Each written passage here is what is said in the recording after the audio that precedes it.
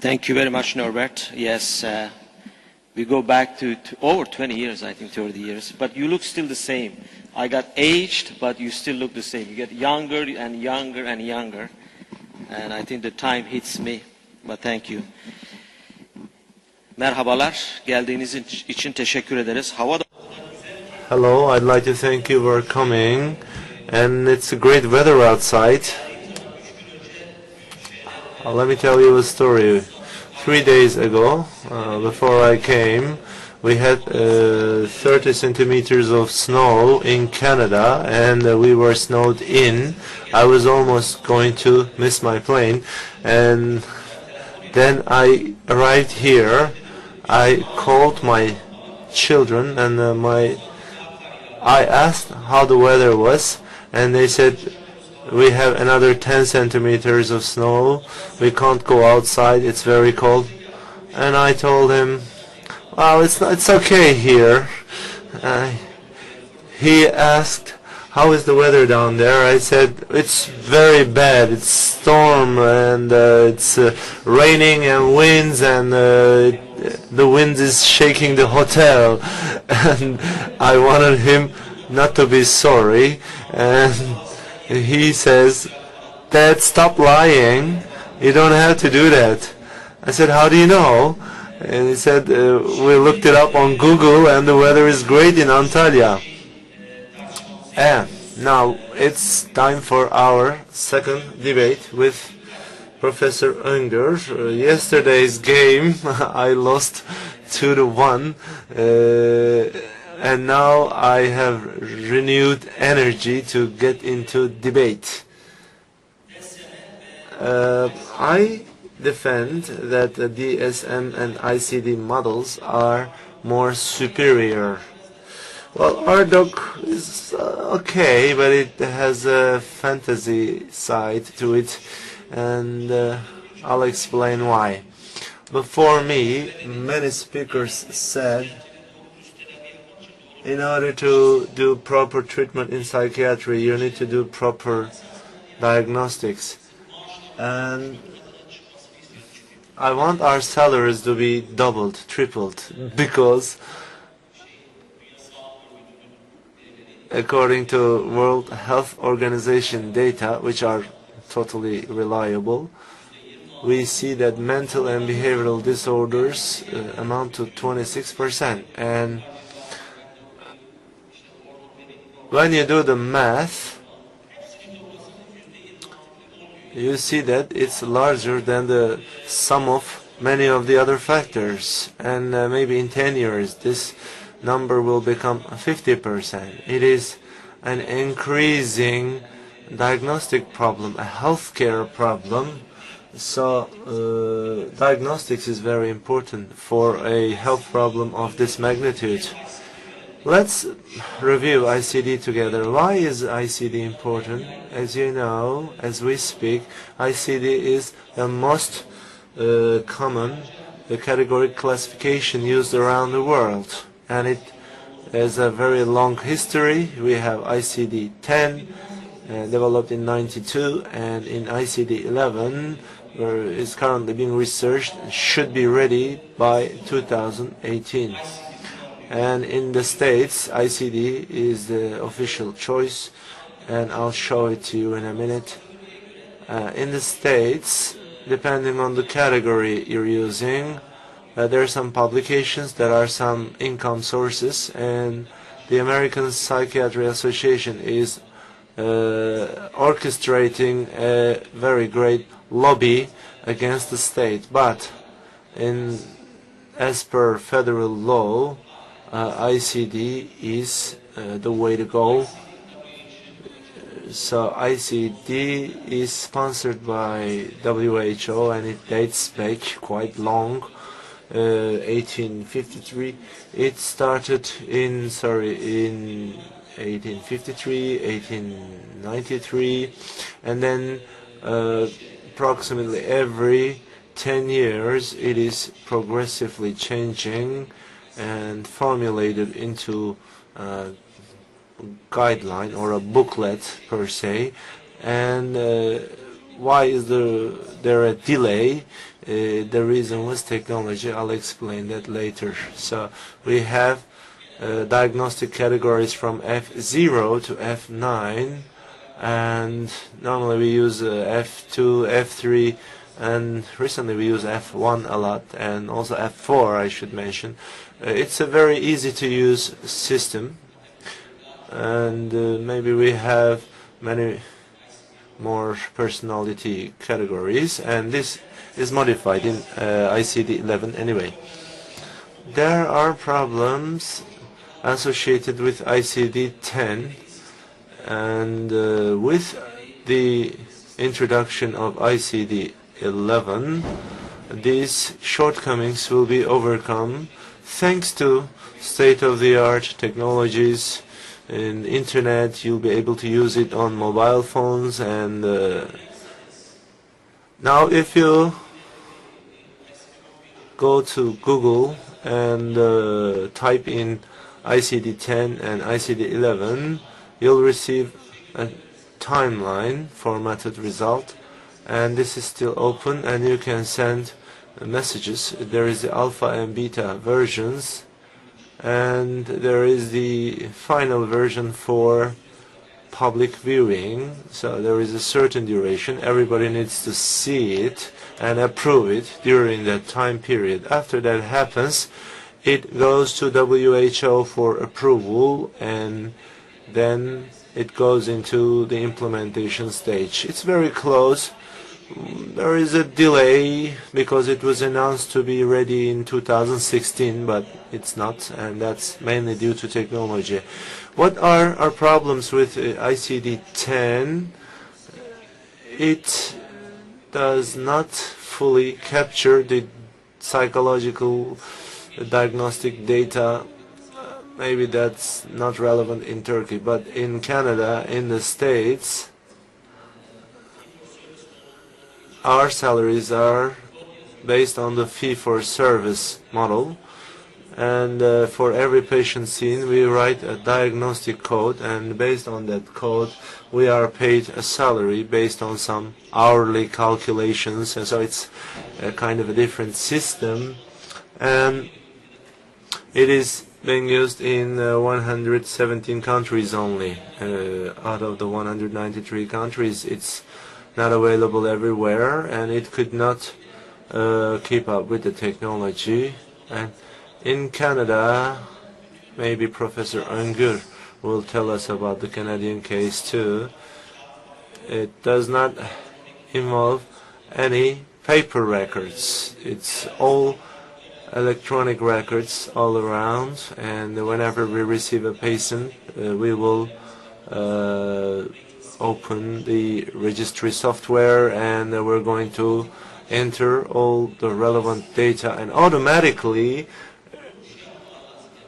it works. And in ICD-11 they're going to integrate this electronic health records approach globally. And another drawback is the diseases are provided in a list format. It does not have any descriptive feature. And these technological shortcomings associated with ICD-10 are intended to be overcome using the means of technology. So whichever electronic healthcare record system you're using, this technique and terminologies are going to allow you to use the ICD system in two ways. You will be providing data, and it will be providing data back to you. All the like they've been doing for 100 years in Nordic countries. They're collecting all health-related data of the patient from birth to death, and when you inquire about a patient, they're going to give you every detail, and the ICD-11 is going to be able to do that. And at the clinical level, this data is going to support all kinds of remuneration and other functions, and of course it will support you in your daily work and give you feedback as to your performance. And if it turns out to be half of what they claim it is, then it is going to be like a dream, I suppose, and the science suggests that it will be good, actually. And all the languages will be available. As we speak, Turkish is not available, and yet for ICD 11 I think we have Bedirhan, who's a Turkish citizen, a part of this work, so I believe he's going to localize it for Turkish, and thanks to this system we're going to have an interactive system for exchanging bilaterally all healthcare related records and registries. This here is a summary for you, and if you should like it, then you can have information on what happened to the patients and what happened with their treatments. And I mean, at the end of the day, it is most equivalent to RDoc, and it will be reporting in real time to you the data from all around the world. And of course, since it's electronic, it will be available around the year, around the clock, and as data is uploaded continuously, it will be able to factor in any change, and it has its own web platform and is ready for use.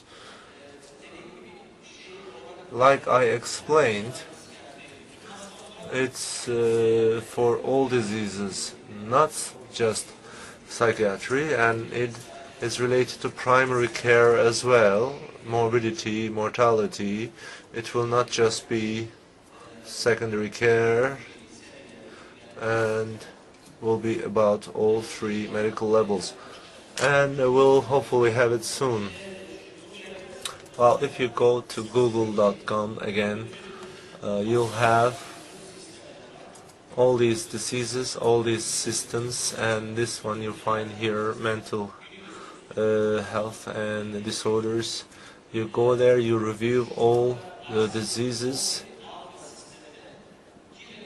Now you are able to log in to ICD-11 Alpha system, and it's a very open, democratic system. You can provide feedback as to what you like, what you don't like, what you believe should be different or added or removed, and it's open to this kind of commentary, and it includes all the diagnostic categories, and they might have overlooked some categories, so we're just human, so it's best to review and give feedback. For example, you go here, you enter schizophrenia or depression, and you will be presented with all the data. It's almost unbelievable, and I think it's even more advanced than RDoc, the way it's presented, and we'll have to just wait a little more and see if it's what they claim it to be. And it is interoperable with all the other systems, very transparent, and you sign up and you enter your personal information, you create your account, and here you open the psychiatry section and you write a comment for yourself, and it will be recorded instantly. I have shown you this. This is ICD-11, and if they can deliver on their promise, I believe it will have a system at least as good as RDoc, and furthermore available around the world. If there might be some changes in our country, in Malaysia, in Thailand, and you will be able to see these changes and new developments in real time, and will be able to use it on all kinds of mobile devices. Let's move on to the DSM criteria.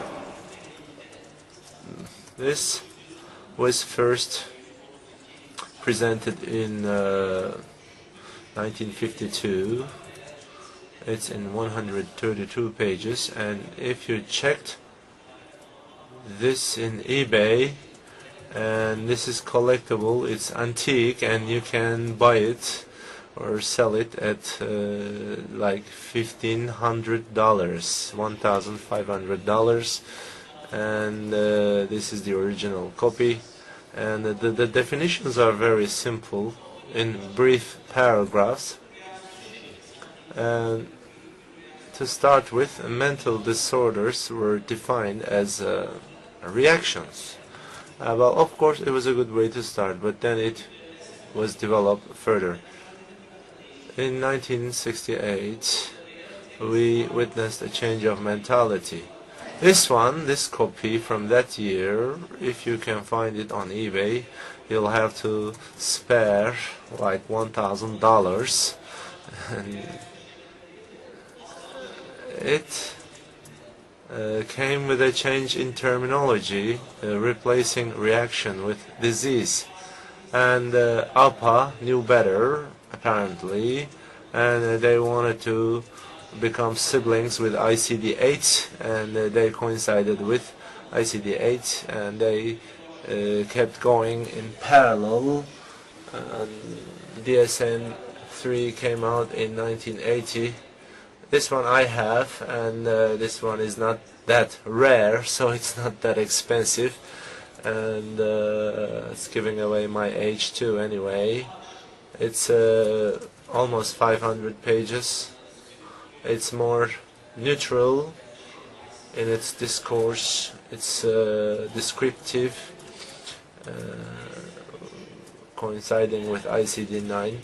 I think the most important characteristic of DSM-3 was the introduction of multi-axial classification system, and also introduction of a goal to increase reliability. And there came DSM-4 in 1994, which is quite bulky, and almost 900 pages, and this is not used by many and not very popular, I guess. And new categories started, for example, acute stress disorder, PTSD, bipolar 2 disorders. There were some additions, and some parts were deleted, like passive-aggressive personality disorder. We saw some minor changes, but the DSM-4 has an addendum, a TR. It's a thick volume as well, and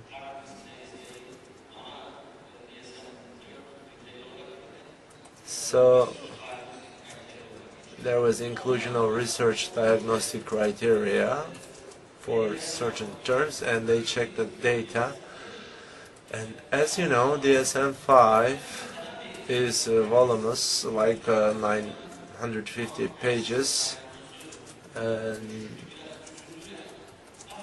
it deleted multi-axial diagnosis, and some people were upset, but they changed the categorization quite a lot. I don't have time to explain it all, and everybody's happy now. And they said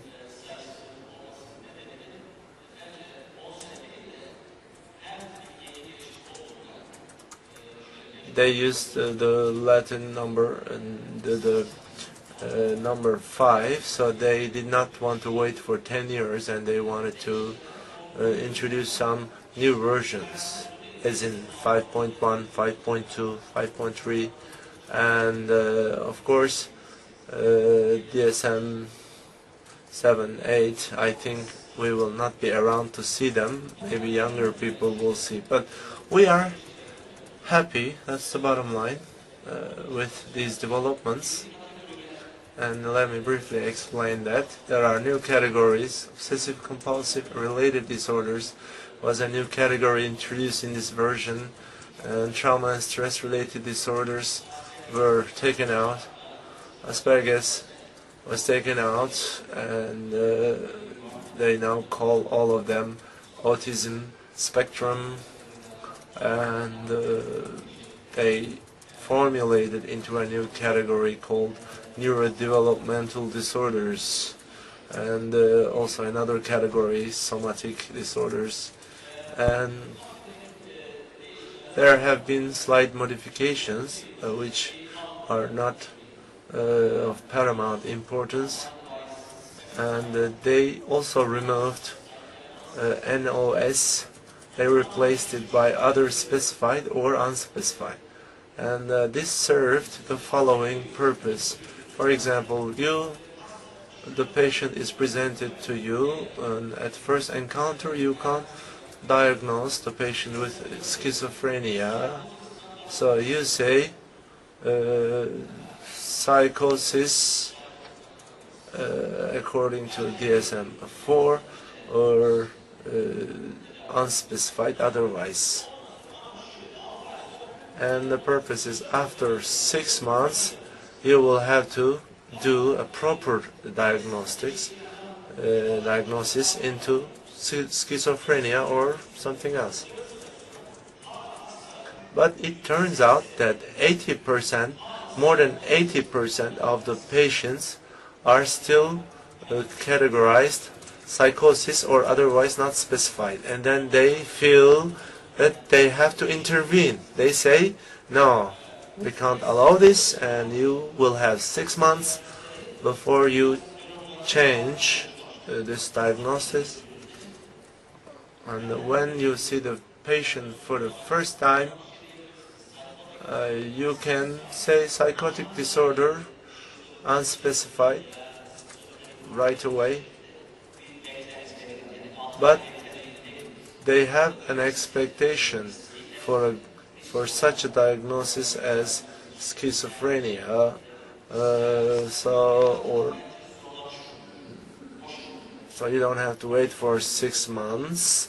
I think this is putting more pressure on the psychiatrist, and still I think it's good for our profession. And the XS4 from DSM-4 was gone. XS5 was gone also. If you want, you can use HODAS from section 3, and it was improved, really. If you have the time, you will see that everything is covered in great detail. And the other speakers also explained that in terms of subtypes, in terms of severity, codes and recording procedures, and even in terms of explanatory text, this is more clear, and the DSM-5 is more clear, easy to understand and follow. Quite close to ICD 10 and 11, there is more comprehensive additional information. So what happened? I think Alan Young showed this graph in the first speech. Here is the problem. We have a kappa score. For example, you do inter-rater reliability, and between two raters, you check the same diagnostic category, 0.2. If it's below 0.4, it's not very good. So 0.2 to 0.6 kappa value is moderate, and I'll show you major depressive disorder. For example, below 0.3 is too low, and we are even unable to recognize depression. We're changing categories, but we can't duly recognize depression. And schizophrenia, for example, it is the kappa score the inter-rater reliability is very low for schizophrenia. And what's the reason for that? It changes. For example, in DSM-3, let me show you depression. In DSM-4 it's 0.6. In DSM-5 it went down to 0.3, and I don't know why that happened. Maybe the older professors, they knew psychopathology better and they did better diagnosis, and you can see that there is a reduction in these reliability scores overall, and maybe we are less attentive to the patient, or we're not very much focused, and so I'm quite concerned about this reduction. I will leave this one to Dost Öngür, but as you know, Thomas Insel developed this, but now he works at Google, and I looked up what he was doing, and everybody's using Google, right? Every time you enter Google, they're going to record your visit using your IP address. So the word you enter and its latency is recorded, and that data is very important.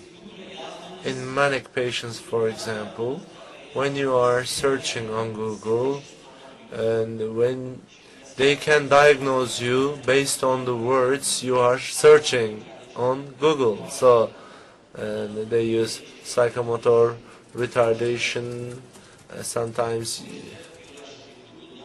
they even know how much time you take when you're writing a word. And manic patients, they write very fast, they make mistakes, and other people, they're slower, but I don't know how accurate it is, because my child can write slowly as well. Anyways, so they're working on a research project like this, and we are very excited to see any potential results. And the purpose of RDoc is more neuroscience-based diagnostics. I'll show you an example. I said, okay, I'll do RDoc, and I received a depressed patient, and I wanted to write down all of these, making them into a table. And we worked with the psychologists at our hospital. We did imaging. I did everything I could, and I've been trying very hard for 6 months, and I still have yet to fill this table. I couldn't finish it, and it's really challenging, and it's a diagnostic system for the future. Maybe this is another example. Here you find everything you check for a depressed patient. In my personal view, DSM is already sufficient, ICD is sufficient, and they are doing very good fraternal work together. I should say they're cooperating well, and it's not the RDoc is currently complementary. It's not very fast, but it may have some use in the future. Thank you very much.